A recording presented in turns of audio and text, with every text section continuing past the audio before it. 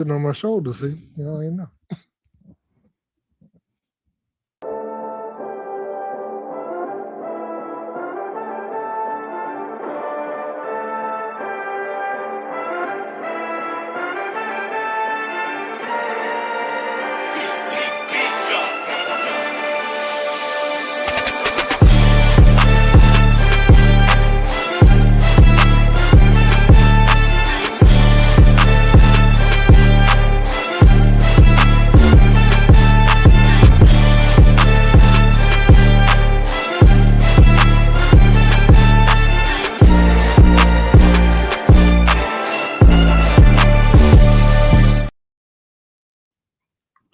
Yeah, gonna be no music today, fellas. We had some no, we had some news that dropped today. Some pretty sad news. We got to kind of highlight here before we start the show, man. Shout out to BA sent it to us earlier, and then my wife kind of sent it to me, man. She was pretty sad. She saw the news.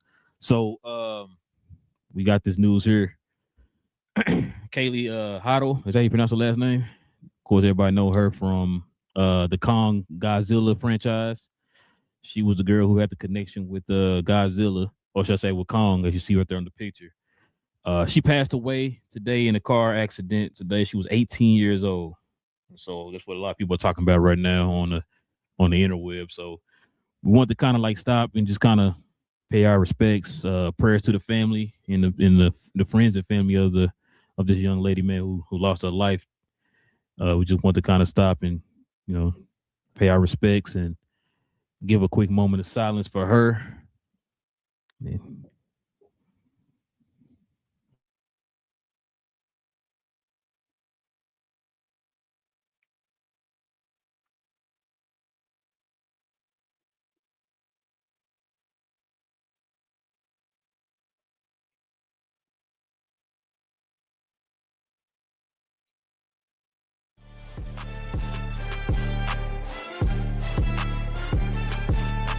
You need it, you need it, you need it. You need it, you need it, you need it. Bro, you need it. No, I heard you. I saw my screen pop at the last minute. But listen, guys, technical difficulty out the way now. We glad you guys are joining us for another episode of Cuz We Geeks, man. We do this literally every Tuesday evening and Saturday morning, y'all. Thank y'all for joining us here. Like I said, we have to pay our respects to her, man. That was like some news that just came out of nowhere. I thought when you sent that BA, I thought you were saying like she was like got cast again for another movie for the franchise or something like that, man. But yeah, that was the news that we got, man. It was my wife. It was in Maryland. Oh, for real? Yeah, Frederick County. Well, it's a little far from me, but it's still within the state. Yeah. Yeah, man. Prayers to the family. Definitely hate to hear that. Listen, guys, if you guys are into the geek culture, geek content, involving movies and television, you are definitely in the right place. Do us a favor, hit that subscribe button. Join us here every Tuesday evening, Saturday morning. We talk about all things movie and TV related when it comes to the geek culture, man. It's a lot going on. We got Comic-Con around the corner, so y'all definitely picked the right time to join us. Shout out to the people who subscribed to the channel here recently, man. We appreciate the support. If you guys could also do us a favor, hit them likes as well, man. That also helps out the channel in more ways than you know. All right. And if you have any questions or any comments addressing any of the topics that we bring up here on the show this evening, simply add to the comment section and we'll address those here toward the end of the show. All right, fellas. One of the hottest shows right now going on television. We didn't talk about it last week, but we can talk about it for sure this week. You guys already know we're gonna be talking about House of Dragons, aka part 2. Maybe part 2 or prequel to Game of Thrones. But yeah, House of Dragons, we're gonna be talking about episode. What's the episode we on? 5? 5. Okay. Yeah, I think we on 5, I think. Hey, I done lost track, bro. And you know what's crazy? Because House of Dragons comes on every one episode per week. It ain't like we had like 3 episodes and then one after that. But so yeah, we're on episode 5. So we're gonna talk about a little bit of House of Dragon, kind of give our thoughts and and let's see what the guys think about it too. But before we get into all that and all the spoilery goodness, we gotta warn you right now from the jump.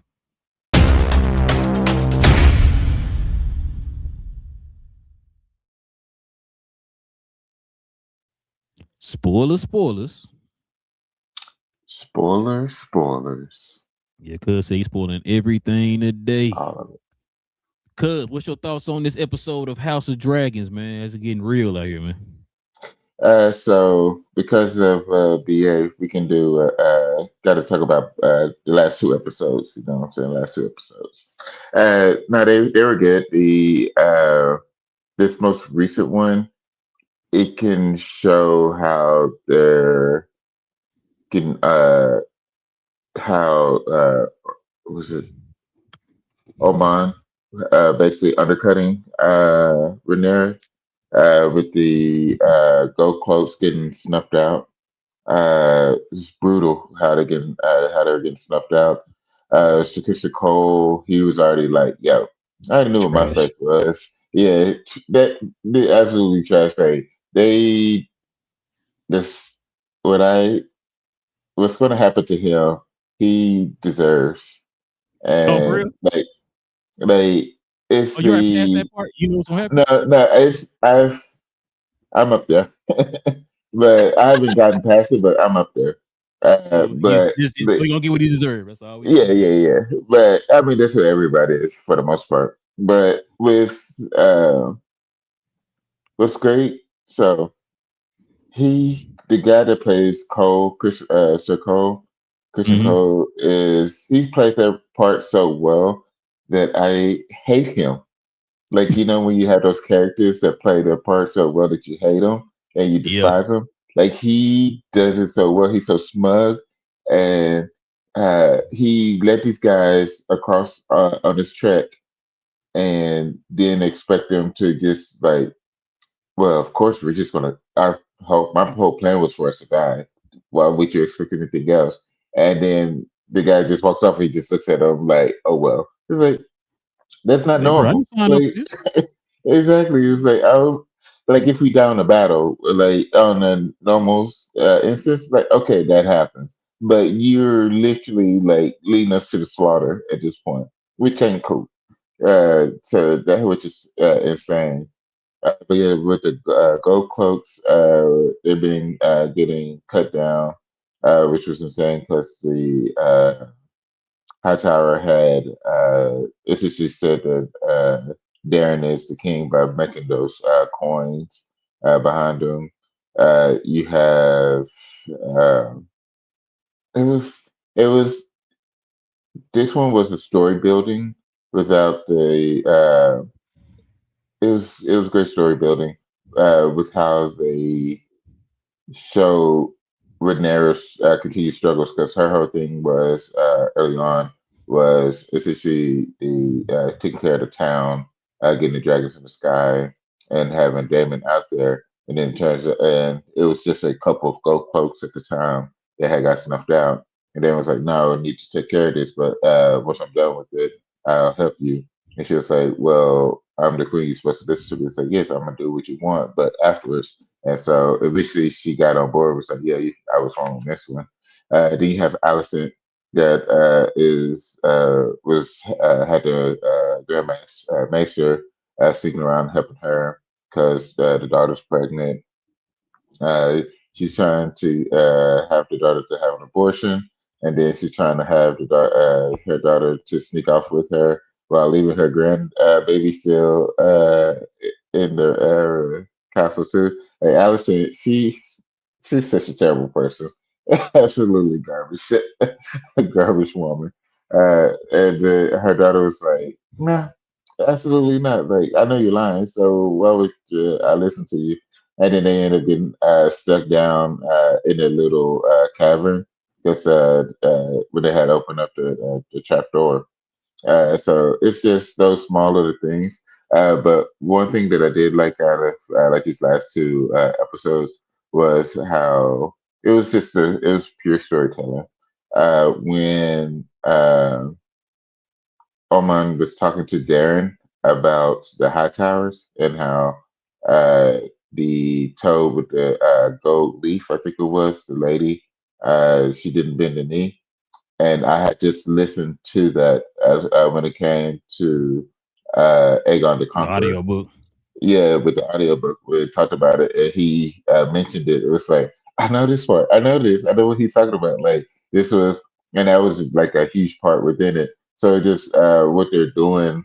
within the show is keeping it close to. They've changed some things here and there, but they've done a pretty good job as far as just overall good storytelling, staying close to this heart and soul of the books, which is what we consistently want from these type of stories. So it's been fun. It's been a fun ride. We only have a few several more episodes halfway through, but it's been a fun ride so far. What you got, Bia? Them dragons. Um, you said a lot there. Covered a lot. And it's all good. It's a good thing. I guess you can go with individual characters.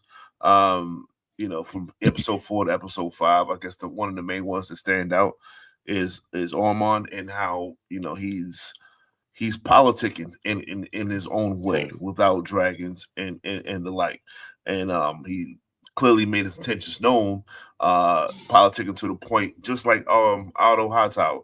Like, yo, this is the person that I'm grooming right here. Like, that's going to be king, and I'm going to probably be his hand, so on and so forth. So, might not work out the way he sees it, but at the end of the day, that's what he's trying to do.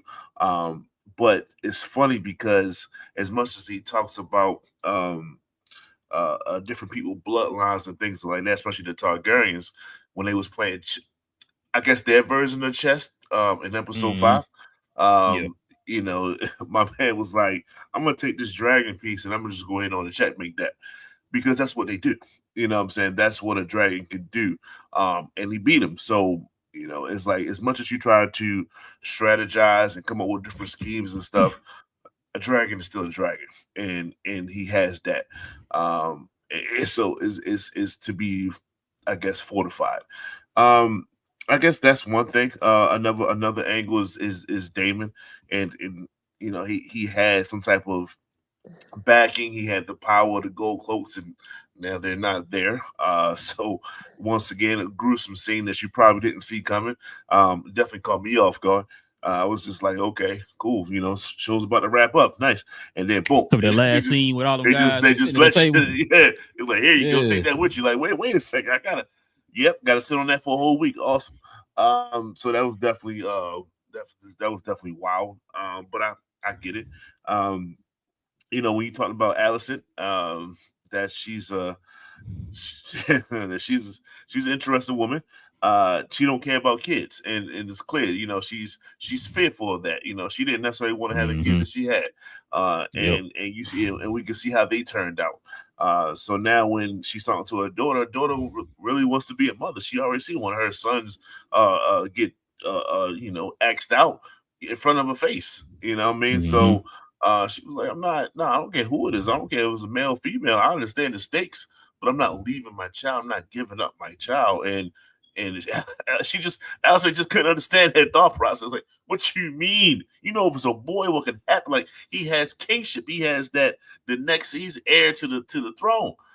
It doesn't matter. That's my child. So shout out to Helena for being a real mother. So there's that.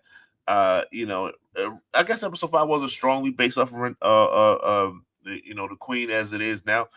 She's gonna have her time. She had a so it was just plot points circling around her. Cuz did a great job talking about Christian Cole. I need not to say anything about Christian Cole. He's playing his part. I think one of my favorites in this rarely happens, but now we on season 3. This guy is really my favorite now, and that's Aegon. He's a character, and it's like he's at his lowest point, but that's when you starting to see his character, his true character. And he had to get humbled by Littlefoot or whatever his name is, and he got humbled greatly. Like, yeah, man, like you talking this, you talking that, but you effed up every step of the way. Everything was given to you, and you effed everything up. And he had to eat that. So, bad king and a bad man. What he told him, straight up, terrible. He was a terrible king, terrible man. And like I said, he had to eat that, and he did. He didn't fight back. He didn't get into his feelings or nothing like that. He sat on it. So, like I said, that was big for me, watching him go through that. And and then he turned around, got a kill at the end of the day. You know what I mean? Had to, his patented, multiple shakes. That's what he does now. Did it a few times so far this season. And the Lannister guy came back. So, he made it from the seas when he got thrown over. So I don't know how he did that with all that armor on, but he's here, so that's cool. He's a money man, so he can at least with him says where the money that he hid, so they can actually find the money if they can capture him in a sense. Him, yeah. If they can get to him. But like I said, all in all, this thing moves, man. This thing is moving with the plot points. Like this is the last couple episodes is like the Game of Thrones part of House of the Dragon. Like you're seeing political people politicking going in different ways, and you're seeing Christian Cole and how he wants to do things, and Orman, the black and the green. It's like, all right, everyone's trying to position themselves, and we're gonna see how it plays out. So this is the best part of just the essence of Game of Thrones, especially the earlier seasons of Game of Thrones. Like this is it. So we're in it right now. We're gonna see how it plays out. But the action should probably pick up even more. I think the action is going to pick up a great deal for the next couple episodes because we're on the back half of the season now. So we only got a few more episodes, three more episodes. So yeah, business is going to have to pick up. So it's 8 episodes. Yeah, it's 8 episodes. If I'm not mistaken, it's 8 episodes. So and we're on 6. So yeah, 6. They probably have a climax at 7 and trying to steady the waters at 8 going into the next season. So it's moving, but it's not moving as fast as I thought it would be. So a lot of things is going to happen. They stretched it out for another season, and that's just what it is. So I don't know who's going to survive, who's going to die. I do know who's going to die via the book. It's just I don't know the pacing and when it's going to happen. Do too. So I think that's a good thing. I think that's a good thing for that I don't know. Like I don't know when it's going to happen. So it keeps you on your toes when it comes to that. So like I said, all in all, it's politicking for the last 2 episodes. No major deaths that I can remember. Yeah, so it's just politicking moving forward. Yeah, I ain't got too much to add. Y'all pretty much touched on everything. It's a couple things. Elena is my favorite character in this show because she's the only one who is truly good. Like she's not tainted by the politics, like you said, BA. You know what I'm saying? She can barely be moved by anybody. You know what I'm saying? And I feel like right now she's in a position because she's used as a pawn in whatever little plan or scheme that they have for different people who, like you said, trying to game the throne, if you will, right? And so that's why I said for her, like you said, you said what I was about to say. Her mother, Allison, she didn't want kids. The only reason why she cares so much for Elena because she sees a lot of Elena, a lot of herself in Elena. Until the point that Elena's like, no, I want to save my children, because she's real quick to say, hey, here you go, housekeeper, take the baby. Okay, now me and you finna escape. She's like, no, I'm not leaving without my daughter. Like, what are you talking about? I'm not leaving her here. Oh no, we'll come back and get her later. And that's when she was like, I would tell when you're lying, right? And so I just I don't know if it's a spoiler, but there's some things that's going to happen, which is going to lead to something happen to Elena. That's all I'm gonna say. Because I don't know if you got to that part yet in your book. Things gonna happen. What I'm looking forward to is with Damon. I don't know if y'all saw it. Did y'all watch the preview of the next episode at the end of the show? No, I didn't see the preview. Oh, y'all did? So, like you said, the gold cloaks, right, are dying. Like you said, we saw that last little part at the end where we all had like 7 up at that table, gutted, right? Yeah. Damon, it looks like what's gonna happen. Damon's gonna go undercover. Yeah, I remember now. Yeah, he about to go undercover. So, like you said, BA, we ain't really seen a lot of action in these 2 episodes, but I think it's gonna get real. Like you said, the last 2. Normally, it get real last 2 episodes. 7 leads you right into 8, and 8 gonna be the end all be all. But yeah, like you said, so I think what's gonna end up happening, we about to really get some action. I think because Damon ain't no joke. We saw him in season 1. take out damn near all those pirates or marauders or whatever in season 1 by itself. So I think he's gonna find out who's all involved in all this and stuff like that, bro, and take them out. So we're gonna probably see that in the next episode. So that's what I'm kind of waiting on to see how Damon kind of reacts to that. But yes, man, so far, like you said, I hope Christian Cole get his. You know what I'm saying? Because ever since Raina let him hit, bro, he been on one. I don't know what's going on with that dude. He been cold hearted.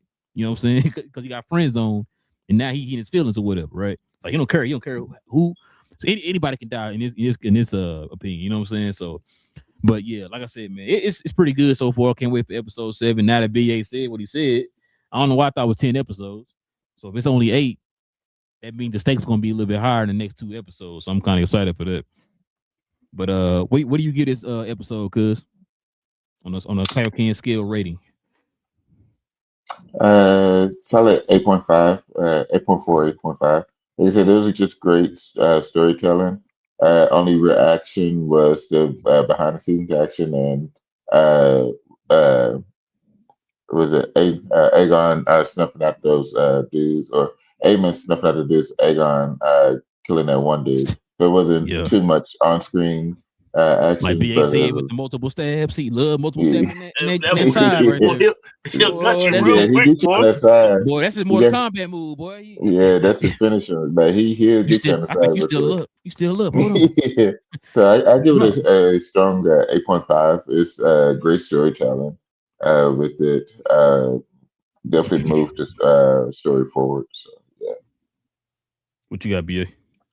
To me, it wasn't a bad episode. But I can see where it was lacking. Rhaenyra, shout out to Emma. She's the force behind the show. When she has her moments, when she has her extended scenes and things of that nature, it's automatic like a straight 9. So she didn't necessarily. All she was really in this episode was just whining, like, oh my God, Damon, just why are you talking over me? Like that. She was on a whining tip. So that's not the Queen Rhaenyra I want to see. So I'm gonna have to give this like you say 8.5, 8.6. I'm gonna give it an 8.3. Yeah, I'm gonna give it an 8.3. Still was good and everything like that. I just think that she's the driving force behind this, obviously. You know what I'm saying? Obviously. And they edited her character to be that. So with that being said, like, when she's not necessarily being featured at least a little bit more, then I don't think the show is as good as it could be. I'm with y'all. So she seemed like she's more in control over the last maybe couple episodes, even when things were haywire. And like you said, she's trying to find out where to get money from and all that, put her cabinet and all that together. She still kind of seemed a little bit more in control, even though things were a little bit hectic. I think as soon as she heard about that writing on the wall about her being the Queen of Bastards, that's when her emotions, everything kind of took over, bro, and she's kind of acting out, erratically or whatever. So, which is what Damon was trying to tell her, that we need to focus on what's important right now. You need the gold cloaks to keep peace and order. Without them, that's nothing, right? And so we have to try to find a way to take care of those guys and motivate them to want to serve the kingdom, right? If you don't do that, you're gonna lose them. So for free. Yeah, for free, right? Like you losing them in a different way there. Like you said, we saw a whole row of them cats sit at the table like the Last Supper or whatever, right? All gutted or whatever. So it's gonna be interesting to see how they get through with this, man. But like you said, 2 more episodes left, man. So it's really about to get good, man. All right, y'all. I'm gonna give it a I'm gonna give it an 8.5. I'm gonna give it an 8.5. I thought it was a pretty good episode, man. All right, y'all, let's go ahead and turn the page here, man. Let's get into the main topic of the show.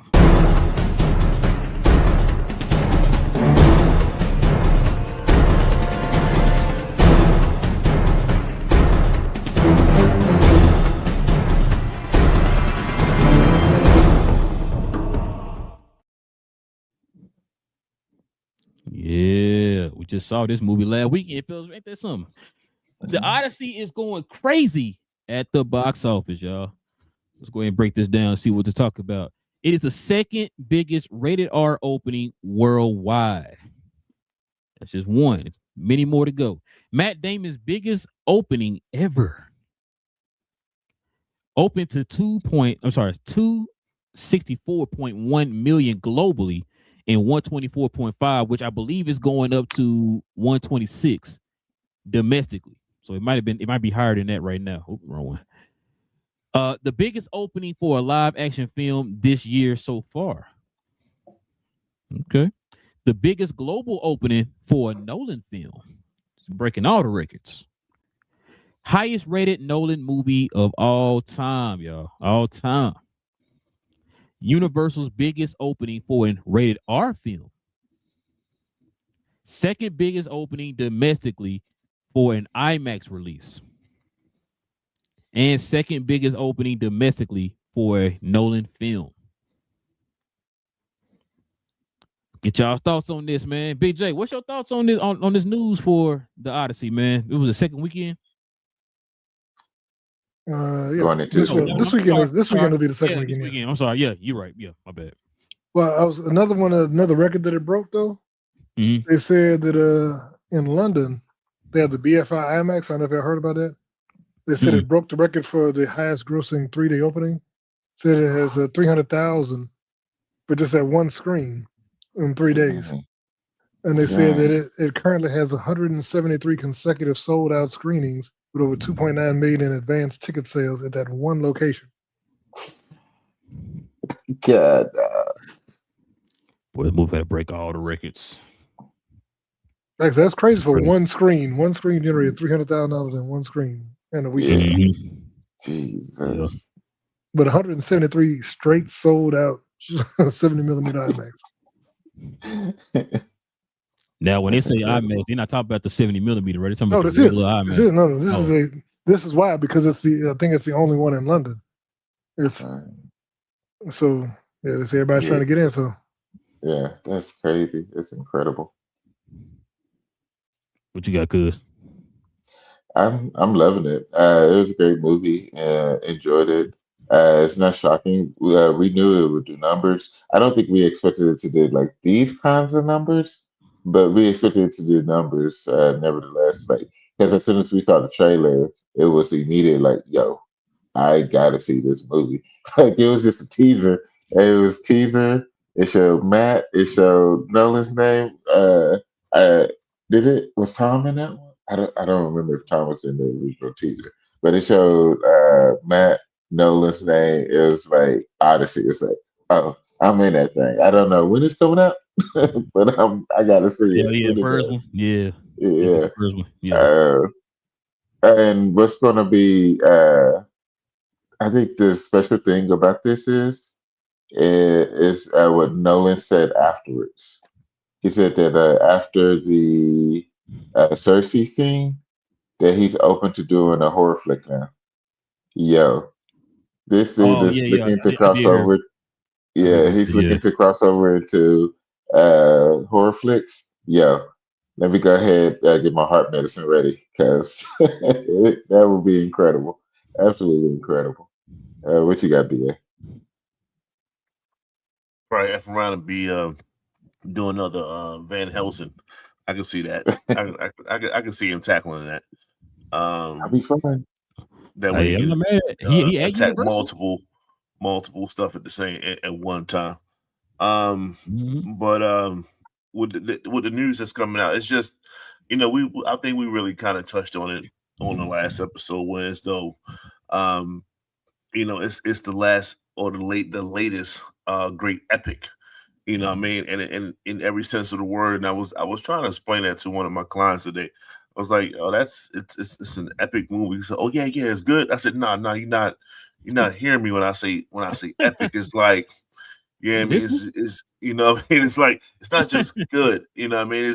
It's like, it's one of those things where you got to sit down, you watch it, you might got to watch it again. It's interesting to keep you into it. It encapsulates like the music is on point, the scenery is on, you know what I'm saying, is on point. The acting is great. Like it's a lot of boxes that's being checked off on like a massive scale. Like, this is not Obsession. This is not Citizen. We love those. It's just those were like it's just something different about this particular movie versus them in a sense. And I think you said John said it like this is like the first film in a sense. Like that was kind of like the vibe I was trying to go with when I was trying to explain it. And that's just what it is. It's just different. It's not just a movie. You know what I'm saying? It's a although I will say Sinners is a reference point in culture, especially our culture. This is a straight reference point for movie culture. Like, yo, remember that Odyssey joint? Yeah, I remember the Odyssey. It's on that level. And like I said, it's one of those things where now like it reset the bar.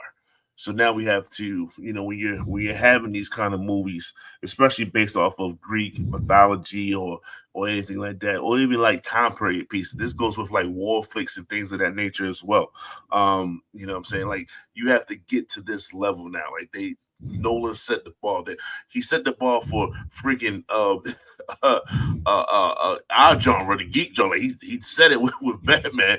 So with the Dark Knight, so he was like, "Yo, you got to get to that. You got to get up to that in a sense, right? This is not the old Batmans that you used to see. This is different in a sense. So he has a touch on filmmaking, man. Like this dude is really like he's on genius level, and I want to put that out there just for the entertainment / movie part of it. Like just right. He is a genius of his craft. Spielberg-esque. Like he's different now, and it's like I guess I was waiting for this kind of movie for him. I know he was great, but sometimes he goes too far one way, too far in the other way, like Tenet. Like you really had to sit down and watch it and understand Tenet, and then once you understand it, you realize you don't understand Tenet, and you're just trying to figure it out. So sometimes he goes too far a little bit. Inception was like, okay, I got it. I think I got it. Let me talk to somebody else. You got it? You got it? Okay, I got it. So it's like, you know what I'm saying? Like he tries that a little bit too much. So this one was just like, hey, I got a storyline, I got a script, I got history, false, just whatever history you want to call this Greek mythology, and it's just like cool. I have a reference point. Watch me go off on this, and that's exactly what he did. He's spectacular. I'm sorry. I say all that to say the numbers aren't shocking. It's just like this is what a groundbreaking movie should do. This is the Titanic type of a movie for 2026 or within this decade. That's what this is. Now, the great thing about that having such a great movie right now is later on in December, it's going to be another one that's going to smash everything in a sense. But that's bringing it back to what we do and when we talk about the best. So it's going to be a great year. That's what it is. It's continuing to be a great year. Bro, a couple things. I agree with you, BA. So for me, for Nolan to truly be, because I mean, let's be honest. I mean, people can say what they want about Tenet and all that stuff. Those movies are still successful, right? Tenet, what's the other one? Interstellar, right? Those movies are still, those are the Inception. Ones that are. Well, no, Inception is everybody love that movie. I'm talking about the ones that were quote unquote more questionable for his filmography, but they were still successful though, right? So this is for him to be truly on a Spielberg level. I think Cuz kind of hit the nail on the head. He needs to probably. I think you just said a minute ago, BA. I think he gets a little bit more comfortable and stays within a certain wheelhouse to where he's comfortable. If he can step outside of that and kind of broaden his horizon a little bit, bro, he can definitely be on that level full-fledged with Steven Spielberg. Now, mind you, Steven Spielberg been doing this for decades, right? The dude is pretty much in charge of pop cultural movies that are staples of pop culture throughout the decades. So Nolan has that type of potential. He's going to have to step out of his box a little bit. And I think, like you just said, I think this is one of those first movies that has a chance to be that. This movie has a chance to be on the level of a Godfather. You know what I'm saying? Like we said before, like a Ben-Hur or something like that, right? Lawrence of Arabia, one of those type of movies, right? Where it's a staple. It's looked at as like the most perfect cinema of all time. And it can be on that level with those type of movies, bro. And so I like the fact that it's from the backlash. I know the backlash we talked about on the show before. The backlash it was getting. I'm just glad that it's getting the due that it deserves. I know a lot of people were talking about it. It ain't gonna work because it's quote unquote woke or whatever, and try to use Supergirl as an example, which kind of what BJ been saying. It ain't got nothing to do with the material. It's just if the movie good or not. If it ain't good, people not gonna watch it. If it's good, people gonna watch it, right? Even with that whole quote unquote woke agenda they try to throw out there, the fact that it's actually good helped the movie out. You know what I'm saying? So I'm just glad the movie is getting its just due, man, because it truly deserves it, bro. And it's like you said, BA, it's one of those movies you really can't put into words. It's one of those experiences you can't put into words. You got to just tell folks, man, you got to go watch it yourself, because you can't put it into words. Like I know my sister, cousin, she said she ain't seen it. She said she gonna wait till it come out on TV, cuz. Yeah, she's gonna wait till stream. Yeah, she'll wait till streaming. I'm sorry, disowning her, bro. But like when that type of stuff, that, like I was like, oh, are you sure about that? Like that shocks me whenever folks say that. It was like, yeah, I'm just gonna wait till streaming. This is a 3 hour movie. It's like, but it doesn't feel like 3 hours, and like it's the sound and everything. You just want to be immersed in it. And it was crazy about her, cause like she grew up in movies like this, right? Mm-hmm. Like me and Valencia still entrenched in the movies, but hers, like I guess that she gotten older and family and all that stuff, so she kind of is. She hasn't been in it as much, so she kind of she doesn't have that same connection that we all have. We got A-list, memberships and all that type of stuff. She don't really have that stuff, you know what I'm saying? So trying to get her to kind of be immersed in that world again after probably a decade or more, it's kind of hard to get her back into that. But yeah, like I said, that type of experience, man, that's something you got to go experience. That's why I love movies so much, man, because a lot of times you have to experience that type of stuff in a movie theater. You have to experience it in a movie theater. You can't get that same feeling from watching on your TV, your little 32-inch TV or whatever, right? You got to get the sound, you got to get the feel, man, of the true feel of how it's meant to be seen, which is in the movie. And sharing it with people. And sharing it with people like a common thing, like being able to share like this moment with others, and everybody enjoying it and taking the time. It's like this is a collective moment for everybody. That's the best way to experience it. Exactly. We would say, BJ. No, like you were talking about the backlash, and that's the crazy thing is I went back and saw some of the folks attacking the movie before they'd ever seen it, and like and some of the things I keep hearing, they were talking about how they can't believe that they made the greatest warrior, of ancient fiction, trans. Talking about Elliot Page, I'm like, Elliot Page wasn't, because they thought she was Achilles, and I'm like, she wasn't Achilles.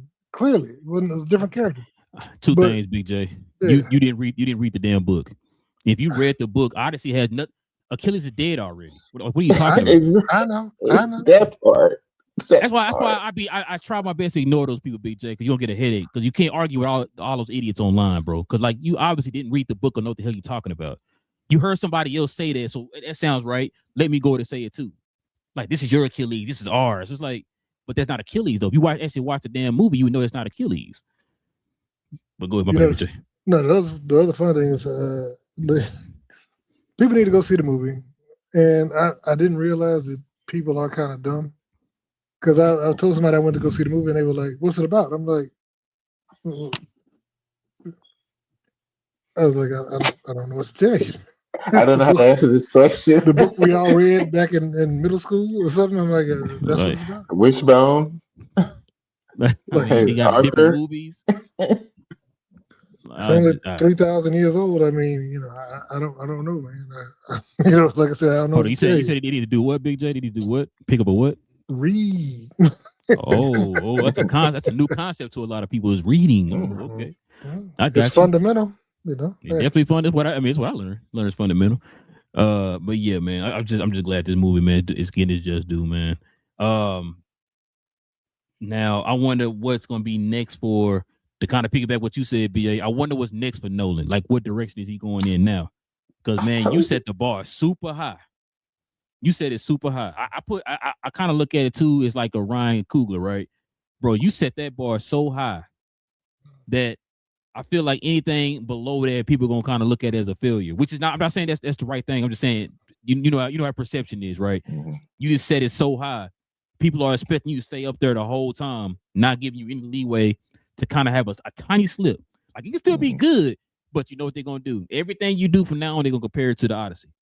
Yeah. Batman 4. Oh, is it the Odyssey though? You know, hey, Black Panther 3. Yeah, is it Sinners? Yeah. You know what I'm saying? So get ready for that. I mean, we gonna be talking about it on the show. Watch. Get ready for it.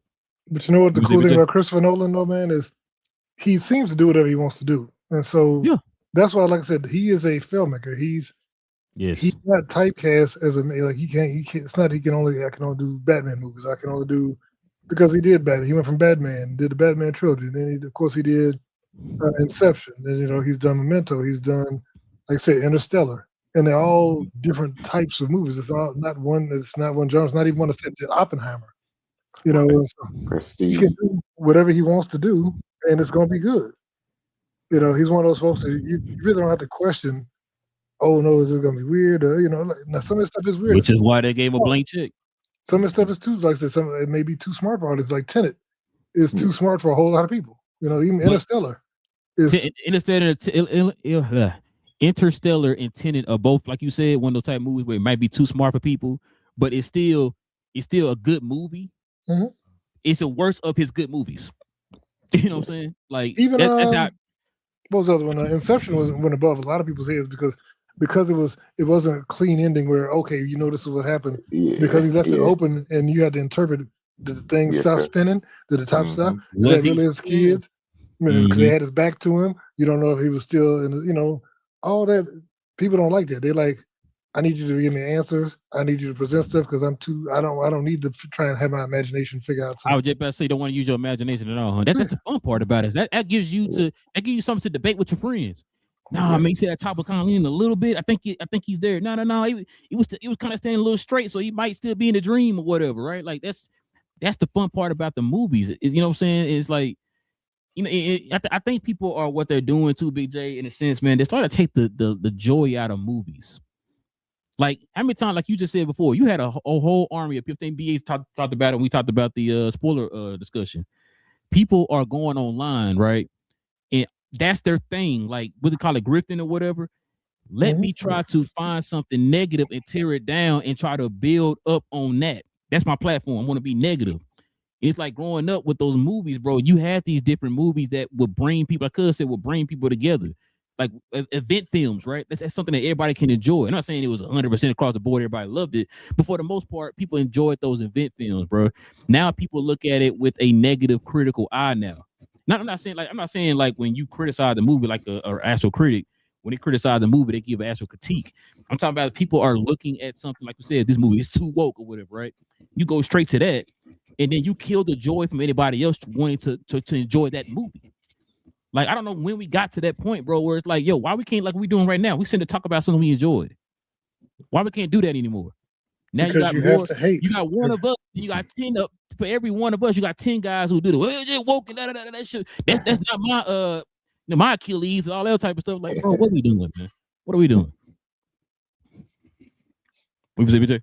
People love to hate stuff, man. That's what it is now. People instead of uniting in stuff that they love, they unite in stuff that they hate. That's the problem. I don't understand that, dog. I don't understand that at all. Like, that's got to be that's got to be like an exhausting way of living. It is, but you're talking about miserable people, and we don't get political here. I do, but like I said, but people elected a president based on joint hatred because, well, I hate those people, and I hate those, and you hate them too. Okay, let's all go for this, and that's what they united in. Instead of we love America, we love this country, we want to lift each other up and be brothers and sisters. It's all about hating each other, and so that's kind of what we've devolved into now. It's a country of haters, and they revel in that and seeing other people be miserable because it makes you forget about how miserable your life is, and that's the thing. I forgot who it was, but I said the greatest trick is if you can show somebody, if you can get someone to hate, you can rob them blind, and that's what they do. They say, hey, those people are lower than you, but you know what? As long as you can talk about those people over there, I can take everything from you, and you'll be smiling because you look at them dirty people over there, and that's what we kind of devolved into. But like I said, that's why you see all this toxicity online about stuff like movies. Oh, they keep talking about the go woke, go broke, but I'm like, the movie made $300 million in 5 days. Where's it going broke? You know what I'm saying? Breaking all the they claim to hate. I guarantee they're gonna say something about Doomsday, or something. They're gonna try and talk about the cast. They hate Disney. This movie's already got probably about $200 million in pre-sales 6 months out, 5 months out. Yeah, we're gonna talk about that. Yeah, I remember John Campbell said some. Yeah, it was like I said, and no, go ahead, my bad. No, go ahead. No, I was just gonna say, with kind of piggyback what you said, Big J. I mean, John Campbell said this years ago, which kind of like started me doing like what I do with my podcast and stuff. He said, "Be a person that's known for the things they love, not for the things they hate." You know what I'm saying? And so that's why I kind of try to build the channels around things that I love. You know what I'm saying? So I never understood that, bro. I'm not sitting at home every day just looking at stuff. I can't stand this. I can't stand that. And I can't stand this. I can't stand that. Like, this is, how do you live that way, man? It's got to be exhausting. Just finding stuff to hate the whole time. It's crazy. But it is what it is, bro. It's money at the end of the day, man. Let's not sugarcoat that. Just like Big J was kind of alluding to too. It's just like it's a way to get people to be on your same wavelength, and then they're going to support you because you're the only one speaking up for what I was thinking about or what I was truly feeling. So now I'm going to go on and cash app this and toss this and super chat that, and lo and behold, next thing you know, you got to follow. So there it is. You know what I mean? It's like if they wasn't getting paid, they wouldn't be saying this much. You know what I mean? That's kind of, I think the bottom line is someone listens, and then the people that listens, you get enough listeners, you get money behind it, and there you go. But I wanted to circle back around to Nolan, and you asked like what can he do next, and I think the answer is honestly, as long as he has the actors that's willing to do, that's willing to hear his vision or see his vision out, and because he's getting top of the line actors to portray what he wants, then he can do whatever he wants. You know what I mean? He can do whatever he wants. I was looking back at real quick Steven Spielberg, and I was like, okay, so I guess Jaws was probably his first jump off. Like, yo, this is different, right? So the man went from Jaws to Close Encounters of the Third Kind.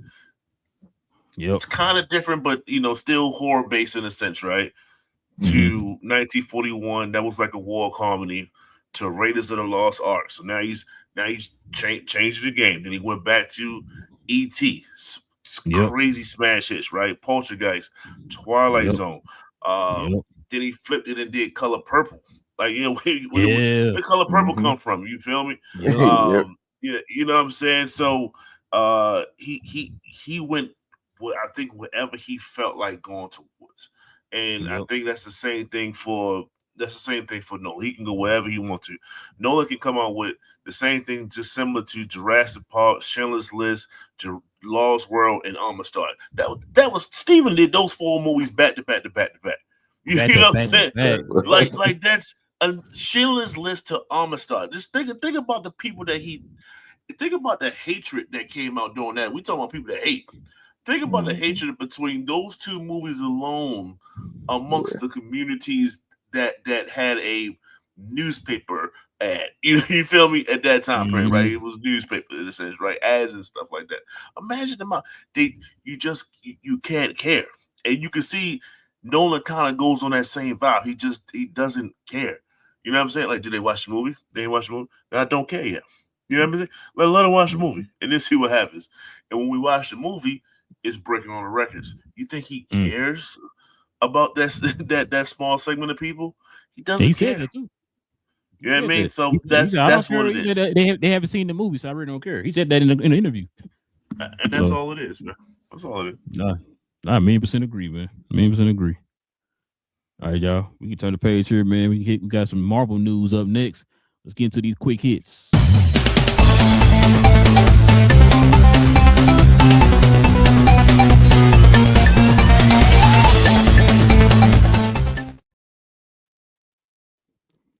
Well, got the MCU. This is what I think Big J was alluding to. The MCU will not reboot after Secret Wars. So let's see what we got here. Let's see, but this is probably the one right here. Kevin Feige shuts down the MCU reboot. Says Kevin Feige says Avengers Secret Wars won't reboot the MCU, but instead will use the 2015 Secret Wars comic as a roadmap for what comes next, which is this right here. What happens in the 2015 Secret Wars, every universe collapsed with only a world ruled by Doom left. After Doom is defeated, Reed Richards helped rebuild reality, creating a new Marvel universe. This is kind of what I was talking about too, Big J, when you was asking about the whole which run of Secret Wars they were going to kind of adapt, and you were saying the 84, and I was like, well, I think they're going to adapt a whole lot more of the 2015. Especially with Sam being Captain America and all that stuff, right? That was a big part of the 2015 Secret Wars or whatever, right? So they're not going to necessarily, like I think what you were hoping, they were going to just wipe everything clean, start over, which I think we heard them say before, this is going to be phase 0, right? They're just going to kind of tweak some things and change some things up. I think they're going to kind of retcon some things. A lot of the stuff that we didn't really like before, they're going to act like that didn't happen and erase it and just keep moving forward with other storylines attached to that or whatever. You know what I'm saying? So I just kind of want to get y'all thoughts on this, but let's see what else we got here, Marvel related. So Avengers Doomsday has already earned 16.5 in ticket pre-sales, fellas. Ticket pre-sales. Let me see what we got here. Nope, this one here. Says Avengers Doomsday hit theaters on December 18th and already generated 16.5 in first day advanced ticket sales. Premium format showtimes are already selling out. We talked about that on the last show, with more screenings being added. So they're having to add more screenings for this movie. Let's see what we got here next. So the new trailer for Avengers Doomsday is Disney's biggest launch of all time. You know, BJ kept alluding to that the whole time. Avengers Doomsday is officially Disney's biggest trailer launch ever. Over 500 million views in just 24 hours. Well, with all this Doomsday news we got, fellas, let's get y'all thoughts on this. BJ, what you think about all this? Man, I'm gonna let you go first since you called it with the damn near a billy when it came to the views, man. What's your thoughts about all this? Yeah, so they said right now it was at 503 million when I looked like 6-7 hours ago. Mm-hmm. But they said that it's high. It's the highest Disney one because they said that what was the last one was Deadpool and Wolverine was I think 318 million in 24 hours. Mm-hmm. But then I think Spider-Man they said was 718 to 719 million in 24 hours. So it's behind that second overall of all time, but it's the highest Disney one ever. Mm-hmm. I called it out. So see, I can say something. You know, people. If I was, that I've been accused of being, I would. We're happy for you. We happy for you. Look at what BA. Look at. Anyway, before BA talk, before BA says something. So my thing is, no, I do believe this is going to be a monster. Like I said, I think this year between their share of the Spider-Man movie, the reissue of Endgame. Oh, yeah, I keep forgetting about this. I think this could be a $4 billion year for just Marvel, not even Disney. Like I said, the money they make between all three of these, yeah. Because Spider-Man, like I said, Spider-Man makes 1.5. If this makes 2, if Endgame, or not Endgame, but if let's say Endgame makes 500 million on the reissue, because people get hyped to go into it, and then you go into that and make another $2 billion in the end. They're gonna have to start marketing for that right now, then, BJ, to let folks know, hey man, it's some new stuff in this movie. It's gonna feel like another movie that's attached to Doomsday. So you might want to come see that. Then maybe it'll get those. That might be that number you're talking about. That might be what happens at SDCC. Yeah, no, I know what you meant, but yeah. That might be what they're hyping up at SDCC. Then tell everybody to go see it because I don't know if I'm going to 2 more months. Yeah, it's coming out in September, so I'm gonna have to go see that and see what's going on and all these extra scenes of how they're gonna tie everything together. But I was just talking to my wife about that too, man, because she was asking about it. She's like, I guess I gotta watch the movie over again. I said, no, just wait till September. We gonna go catch the what y'all call it? Avengers what? Redux, Andor, Encore, Part 2. Well, you said did it call that threw me off? I didn't hear what you said. What you say? No, we It's say gonna be would you say BA? yeah. So the reason I was doing a timeout was because it would have, I think it would have already surpassed what Spider-Man did. But this was the same, from what people say, the same exact thing that they saw in CinemaCon. So yeah. if this was just fresh, straight out, like no one had the leaks and because people already did full out videos on the leaks and things of that nature, little screenshots and stuff, and did full out videos based off of that. So that did take away from some of it in a sense, but you know what I'm saying? Like I truly believe had it start from just like, yo, this is new, no one's seen it. Nobody saw it. I think it would have skyrocketed right past that. So, you know, I just wanted to pause on the Spider-Man hype. What, you know, Spider-Man does have the numbers, but I think I think Doomsday would have passed it. And that's what we're kind of saying too, BA. Like if they had a now we have seen sometimes where like CinemaCon will have a trailer, and then when the public see a trailer, it's completely different. This just have to be one of them cases where it's the same trailer as CinemaCon. So, like you said, a lot of people already seen it already. Mm-hmm. So I wanted to tackle the whole reboot thing, and it's like, you know, I just sometimes I keep saying like I just don't believe them. I don't believe Hollywood. Is it a hard reboot? No, it's not. It's not going to be a hard reboot. Is it going to be a soft reboot? 100%. They are changing things. They are creating a I guess what we can just say, wrap it up as a new timeline, a new way forward. You know what I'm saying? They are changing some characters out. These are things that's going to happen. And some characters are going to die away, and hence the new whatever it is new. That's a soft reboot. Don't tell me that. Don't tell me I know what a soft reboot is, and I think that's what they're going to do. You know, this is not going to be a straight continuation, and there's nothing going to significantly change. That's a lie. Right. It's going to be a soft reboot. They're going to change some things up and replace. If I see one character replaced, that's a soft reboot. It's just, it is what it is. You know, but I get it, right? I get what they're trying to do. They're trying to say like, hey, I know we still, you know, if you came along this journey, we're not just going to scrap it. That's pretty much it. They're trying to, you know, I think, save face on that front, but I get it, right? But yeah, so that's all. Those are two things I wanted to say. What you got, cuz? Was it? I guess it was. It wouldn't have been a hard. I guess we, for the most part, knew it wouldn't be a hard reboot since several of the characters would have been the same. It was just, I guess, our curiosity would have been the level of the reboot, and continuing what you said as far as like what comic book strip that they would go with as far as Secret Wars. I had put it in the group. The people had said to make sure everyone go read Time Runs Out. Yeah, that's what Doomsday is supposed to be. Yeah, Time Runs Out will be Doomsday. Yeah, so that's the main ones that they said to go read to get ready for these movies. So yeah, I'm gonna have to run up to the comic book store and grab that to see what's happening. But it's exciting to see everything that's going on with it. I am glad that it did well with they come up with the numbers with both the trailer numbers and then also box office numbers as well.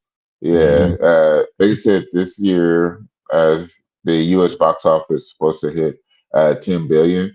So if it does hit 10, and to think that Marvel has what 40% of that 10, essentially or so, would be incredible to just think about. Yeah, just incredible. But hopefully that does show that the movies are on the swing up, and it will be even just more important for the studios to grow instead of to shrink. So this is like just more and more good news happening with this. What you got? No, I agree with y'all, man. This movie, like I said, I agree with what BA said. If we get the second trailer, I think that feeling that you wanted us to have, BJ, for this first trailer, I think we'll get it with the second trailer. Because the second trailer, nobody saw the second trailer, right? It's gonna be new to everybody. So if they come out with some new material and all that stuff in the second one, I'm hoping they don't give away too much. Kind of give us just enough to say, oh damn, okay, they're not mess around with this movie. But at the same time, kind of give us some like more new clips, right? For a 3-hour movie, you should be able to give us some new clips other than the ones we already saw already. That's gonna draw a lot of eyeballs. So I wanted to see. Matter of fact, I'm gonna ask you. I don't know if you know this. With this 16.5, is that like a record or something as far as the early ticket sales? I haven't looked at that part. Let's see. I didn't know if that was like something special or they were just saying like, hey, the early ticket sales are 16.5. You know what I mean? Which, damn, people are selling out, right? You got the whole Infinity Vision or whatever. You got well, it's not in IMAX, so I guess that also kind of hurts the pre-sales too. So okay. Dolby. So they said it was all they were pre-selling was the premium formats. That's all they were doing on the pre-sales. So kind of like Spider-Man. But they said it in doing that, the 16.5 they said is double Deadpool and Wolverine's pre-sales in the first 24 hours. Damn, it was only 8 million. For okay, I thought they were in the first 24 hours. But I mean, once again, this is also, I don't know, did they start 6 months out or 5 months out? Oh, no, I don't think so. I thought probably 2 or 3. Yeah, or probably less than that. Maybe a month, maybe 1 or 2 months, probably. Yeah, I guess you got to factor that in too. And then they said the tickets are selling out so fast, they're having to add more showings and stuff like that. So, man, I know you had before, cause with that whole IMAX thing, bro, that might not even matter, bro. Yeah. They add more showings and stuff, man. That tells you everything you need to know right there. Yeah. You know what I'm saying? We can look at this next thing here because go ahead. So the pre-sale for Deadpool Wolverine was May 20th, and it came out July 26th. Oh, so yeah, about 2 months, yeah, so about right. So 6 months in advance, and they add extra stuff. So you think they are gonna do pre-sales on the? You think they're gonna do pre-sales on the in-game? Oh yeah. So probably so. Cause here's the thing. So here's the crazy thing. They said that Deadpool and Wolverine only had 35 million in total U.S. pre-sales. Like I said, this one's already at 16.5 in 24 hours, and they did 35 million total. Damn. Yep, I can see it breaking all the records. Man, this movie better be good, man. Or boy, a lot of folks gonna be upset, bro. A lot of folks. All right, y'all, let's turn this page here. We could talk about this and also kind of talk about some news we heard with Comic-Con. Of course, Ryan Reynolds says that a new Deadpool movie is coming. So from what I heard, it's supposed to be another buddy team up movie. So there's a few really deep cuts missing in the movies. I think there's a few deep cuts missing from the comics. So I think he had said before they weren't going to do another Deadpool like that, but I guess he changed his mind. I'm gonna get y'all thoughts on this. What's your thoughts on this, BA? Are you intrigued to see another Deadpool movie? Like I said, from what I'm hearing, they're saying it's going to probably end up being another team up movie. Man, they can have Deadpool and Domino. Just go ahead and take my money. You know what I mean? Just go ahead and take my money. You didn't say a name I wanted you to say, but go ahead. I'm sorry. Yeah, what's your other one? I have no idea what you guys are talking about. Lawson. But I will say, I think not having Domino as in Zazie Beetz in this in 3 was a travesty. So we need to go ahead on and rectify that error. And let's not make that error again. So yeah, so let's bring her back. Most importantly. And then you can expand. You can expand on that, right? We can bring other people in. So he's really close with the X-Men. I think he should be. I will love the soft reboot of the X-Men. And then have like the newer characters that's going to happen there. And you know, and let's just say for an example, you know, he can look at it. You know when Aunt Viv changed her character and Will and Jazz kind of looked and just like, I don't remember that at all. I can I can see Deadpool doing something similar to that. You know what I'm saying? Like Storm, right? And it's all of a sudden it's Storm happened to be played by maybe a Jamie Lawson or something. Just throwing the name out there. And they like, you look different, and just like, and then she like, you know, her eyes go white, and then he just goes off and do something else, you know. So just fourth wall type stuff, you know, breaking the stuff. But no, I like that. You know, yeah, I definitely think it should be like more of a female heroine type vibe to that, you know. But knowing Ryan will F around and cast his wife, and it'll be Lady Deadpool and Deadpool. And I hope it doesn't go that route. I don't want to see that. Let's stick to what I originally said, and I'll be okay with that. Question for you though. Should Storm fight Domino in this movie of yours at some point? You know that's a good point. You know, I'm thinking Storm can bring the rain, right? So now we got both of these mud, perhaps in mud, in the natural elements that Storm presents in a sense, and then her percentage, you know, ratio mutant ability, you know, it's like she avoids certain things of that nature. And then they realize that they should be more sisters than enemies, and then you know they can hug it out, you know, they can come together and embrace each other in a sensual form, SEN, sensual formation. And I think that'll be pretty much epic for TV, you know, especially on the movie screen. You know what I'm saying? I would definitely go see that. Thank you. What you got, cuz? I mean, it'd be a smart play on Disney's part. It's been successful having these Deadpool movies, so it's just a smart play for them to run it back, especially while they still have to go through the process of building up Phase Zero. So you're gonna need these type of characters to pull people back in. Yeah, essentially. No matter how weird the pillar is, you still need them to be able to pull people back in to help your movies to continue. So it's a smart play. It's by far a business decision, but a very smart one. Yeah, facts. Very smart one though. I give him that. What you got, bro? Did you go, BJ? I ain't said nothing yet. I was just wondering, you know, he didn't cut his camera off. I was gonna say, based on the description of the movie, I thought BA was gonna go in and show up for the Deadpool 4 with his Dune popcorn bucket. You know what I'm saying? Just to be prepared. Get ready for that. Oh, he gonna have to have that. Oh, and I'm getting that bucket come out because I'm getting that. I said Dune. I ain't say Doom. I said Dune. Oh, Dune. Okay, I got Dune. You remember that the old school Dune popcorn bucket? Yeah, the one they discontinued. Yeah. I just saw Doom. I saw Doom one just now. They teased it. It's basically it's the skull that opens up and that's the popcorn inside, but it's his whole head opens up and shoulders. Yeah, I'm about to get shoulders and stuff. I thought it was kind of like the Skeletor one. It came out. What you talking about? Hold on. I thought Skeletor. The one that look at eyes light up and all that. I don't see. I don't know.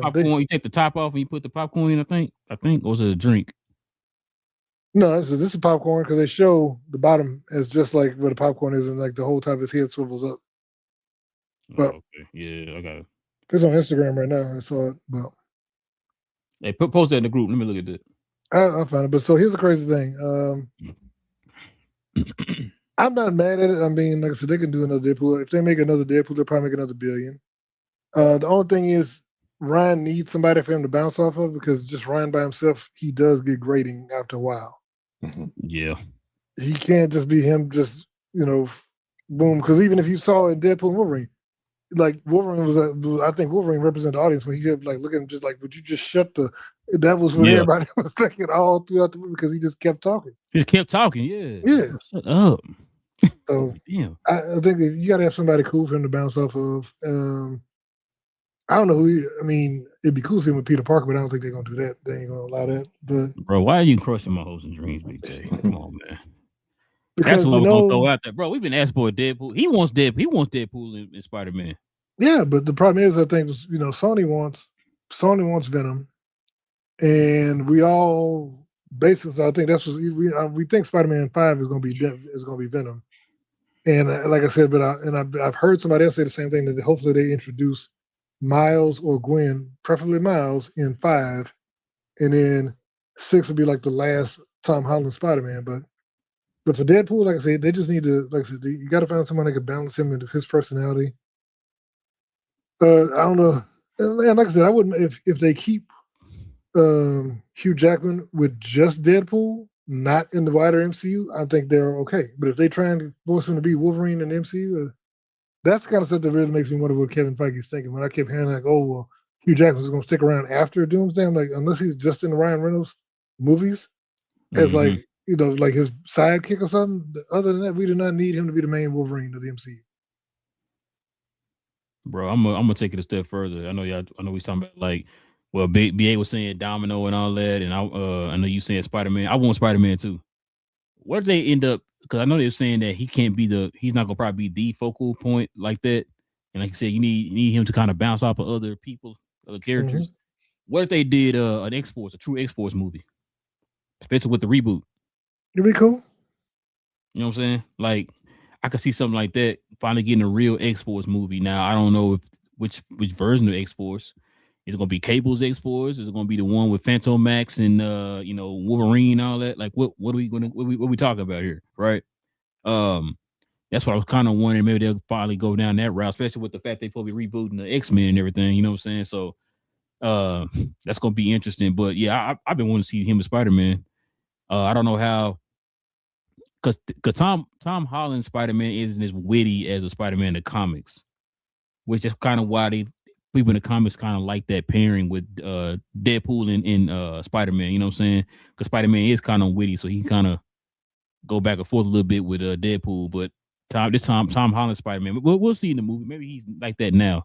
You know what I mean? Maybe it's one of the things he changed up here for this version of Spider-Man. But I don't know if y'all heard, man. I know what cuz you did, because you posted in the group, but they talked about maybe bringing the new cast of X-Men to Comic-Con.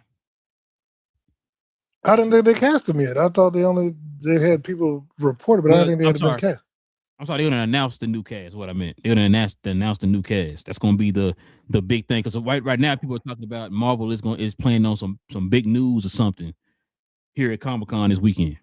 You talking about the cast or the roster? Like because you know what I'm saying. The cast is gonna be the roster. You know what I'm saying? Like, hey, we got such as Cyclops, such as Jean Grey, such as Nightcrawler or whatever. Yeah. So supposedly they're gonna, all the rumors that we've been hearing over the last like 2 or 3 weeks of, oh, hey, they talking to this guy and that guy, whatever, right? They talk about we're gonna actually have the actual cast and stuff during Comic-Con this year, which, hey, I would like to be wrong, but I don't think that's gonna happen. If they're gonna do that, I think they're gonna wait till D23, in my opinion. So we'll see. We'll see how that goes. But yeah, if they decide to do that with Deadpool, I can definitely see X-Force movie or something like that, man. That way it's multiple characters. He kind of, but yeah, let's go ahead and turn the page here, y'all. Let's get to these questions, comments, so we can call it a night, fellas.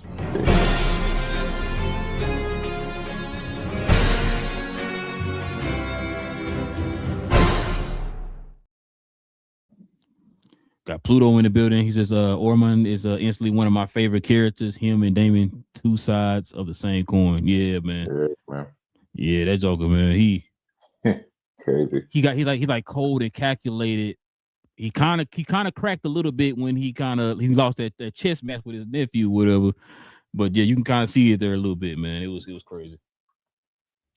Pluto says Allison is a terrible mom. I warned Helena to smack the bleep out of her. It's like she wanted to, man. Hey, man, you keep talking about me leaving my kids. You about to catch these hands. That's what she said. Salon says, what's up? He said, back-to-back episodes? We eating good this week. Yeah, man. He says, yeah, some cats are furious that the Odyssey is breaking the box office. Great flick. I might see it again this week because he is too. Since I hear a lot of people doing the same. Yeah, cuz said he's going to go see it again. You trying to go see it in the 70 millimeter, cuz? No, it's going to have to be a IMAX again because I won't be back into town to in the afternoon, and that thing sold out, so it's just going to have to be regular screen. Dang, how long is 70 millimeter going to be sold out? You just heard the other one. Let me look. Hold on. Yeah, Is that AMC or Cinemark over there? Cinemark. Well, Chapel, yeah, that's the only one. Come on, AMC, get your game up. What we doing out here? Don't let them Cinemark outdo you like this. That's why I'm going to Cinemark if we end up getting one. There's only 2 in the state. Yeah. So what you want to do? They probably put it in Houston or something because the other one is in San Antonio, right? Yeah, Dallas and San Antonio.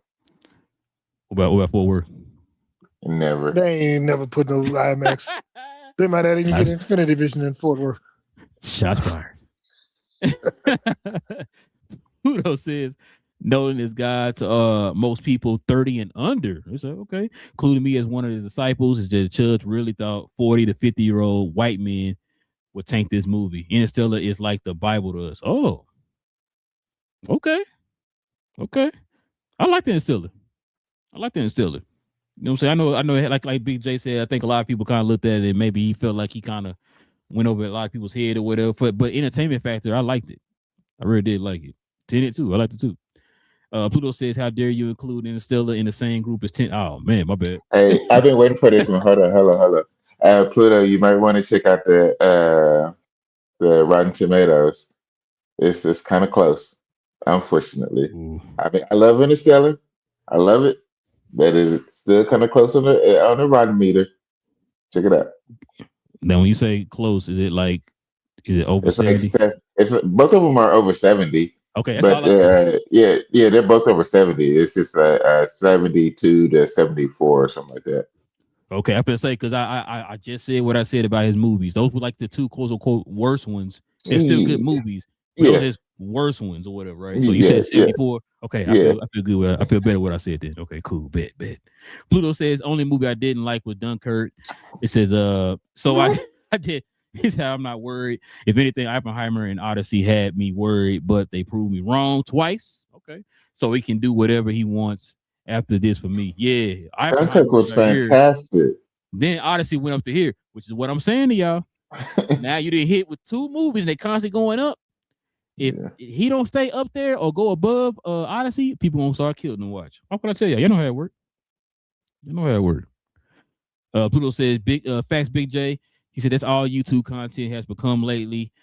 They even big something up just so they can use it to ish on something they hate. Yeah, man. That's the world we live in, like BA always say. Salam says not rebooting makes sense. He says we want one in new characters, but they don't want to start over and place the franchise in the hands of newcomers. Unfortunately, some folks might not die. Sorry, BA. Yeah, I think we knew that already. Like, I think Captain America is gonna die. I think Tony Stark gonna probably die, and they're gonna reboot them to younger characters. I think we kind of talked about that before. Those 2 pillars. So I think they're gonna actually eventually reboot those guys. Yeah, sorry, BA. You said no, a lot of people that's gonna die. That's a lie. It's gonna be a lot of people that's gonna die. Believe me. If the planet is going to be destroyed, that's a lot of people that's going to die. That's a lot of people. Talk to the people from Alderaan and see if they see what they say. Cold-blooded, boy. Salam says, y'all watching must be watching those other Deadpool movies. Must be watching. Oh, probably what y'all must be watching those other Deadpool movies. He said y'all must be. Yeah, that was a straight prediction. I mean, straight prediction. I don't know nothing. I don't have no connections. Pluto says that's close, cuz, but I still don't care. Rotten Tomato critics just don't have that third eye. Yeah, I heard you. That's real. Hey, like I said, I absolutely love Interstellar as well. So I just wanted to point that out. Yeah, I remember them saying like he was like too scientific, like because Nolan really like he did his research when he made that movie. Like, what are the effects if you go to a planet where, hey, over here when this planet rotates around the sun, that equals like a year. One day equals like 7 years on Earth or whatever, right? So he did a lot of his research, which kind of what Big J was saying, which is why a lot of people felt like he was over their heads. Like for me, I liked it for the entertainment factor. You know what I'm saying? Like I was entertained by it. I thought it was interesting. It's like, damn, he was on that planet for 1 day. Yeah. Or whatever, right? What was it, 7 minutes or whatever it was? 7 minutes equal like 1 day on Earth or something like that, or whatever it was. And like I said, he went back to him and Anne Hathaway went back or whatever, and they were like 200 years old compared to his daughter and all that, whatever it was. It was crazy, bro. I thought that was interesting in my opinion. I liked it. You know, suppose Nolan tackled. I don't think Nolan has a kids movie. Let's do horror. Let's do horror. Let's do horror. Yeah. Let's do horror. He don't need to do a He needed ET, man. I knew you were gonna say that, bro. I knew he was gonna say that. That's what I was about to say. I knew he was gonna say that. I mean, hey, if he created, you know, we in the movie theater, so I guess, bro. But yeah, that's the last one there, yo. I mean, I think he needs to start with horror first, and then we'll work our way to that. Or some in that range. I could see him doing like a you know, extraterrestrial, you know what I'm saying, first sighting type of movie. I can see that. I can see it. So he did gods and monsters and stuff, so we could definitely see that. But listen, man, we definitely appreciate y'all, man, geeking out with your boys for another episode, man. Hey, if y'all are interested in our thoughts, he said, what do you say? He said, no, but it's necessary. It still lives free in my head. Yeah, man. Listen, we definitely appreciate y'all, man, geeking out with your boys. Like I said, man, we definitely appreciate y'all, the support of the channel, man. If you are new to the channel, hit that subscribe button, hit them likes for us as well. If you guys want to get our full-fledged thoughts on the Odyssey, go back and watch our last video, man. We just did a spoiler review. No, what we talked about? Not the Odyssey, but we did talk about the Odyssey. But what we doing on the last one? Oh, the Avengers. It's true. Doomsday trailer. We did the Doomsday trailer discussion. So y'all want to go back and watch that, man. Y'all comment on that. Let us know what y'all think about that trailer as well. So, but yeah, with this one also too, like and subscribe to the channel as well. We definitely appreciate it. Like I said, we will be back here on Saturday, y'all, for more news. Y'all know Comic-Con is Thursday, so pray that we get some real news by Saturday, y'all, so that way we can have some stuff to discuss about Comic-Con. Big J Cuz said it is gonna happen. I'm still on the fence. We'll see. I'm praying that they right and I'm wrong, because I definitely want to have something to talk about and get excited about with Comic-Con, but we'll see. But listen, man, with all that being said, it's your boy Real. Got Big J in the building, Cuz in the building, BA in the building. Cuz we geek. We talk about all things in the geek culture involving movies and television. So do a favor for us, y'all. Stay geeked. And we out.